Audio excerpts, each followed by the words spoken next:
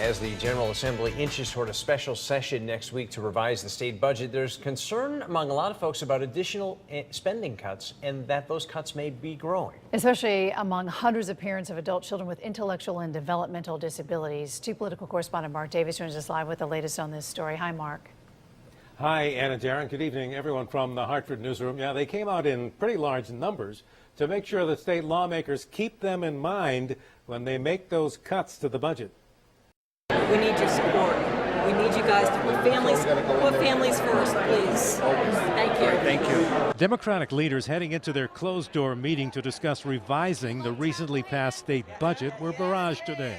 Barraged by parents of adult children with intellectual and developmental disabilities, as well as others, worried that the nearly $250 million the governor wants to cut in order to roll back the new taxes on business will mean hardship and setbacks for those who are in need of special help. We're afraid that this population is not going to get the funding that they so desperately need. If they support Carl now, he can benefit society, he can be productive, and he won't be an emergency placement after we die. We're very concerned about his future. The budget that passed earlier this month kept the funding for these adult programs flat, but to these parents that was a win.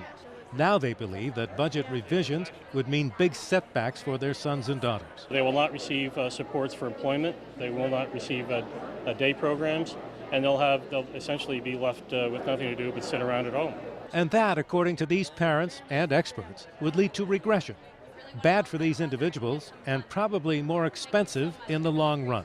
Matthew's going to have to live with us until we die, and then they will take him, put him in emergency, and put him someplace where he knows no one, and that's just, it's not humane.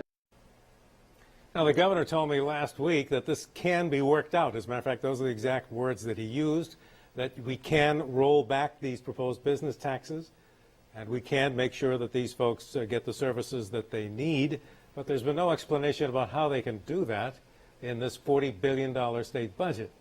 The special session is now officially scheduled for next Monday and Tuesday. Live from the Hartford newsroom, Mark Davis, News 8.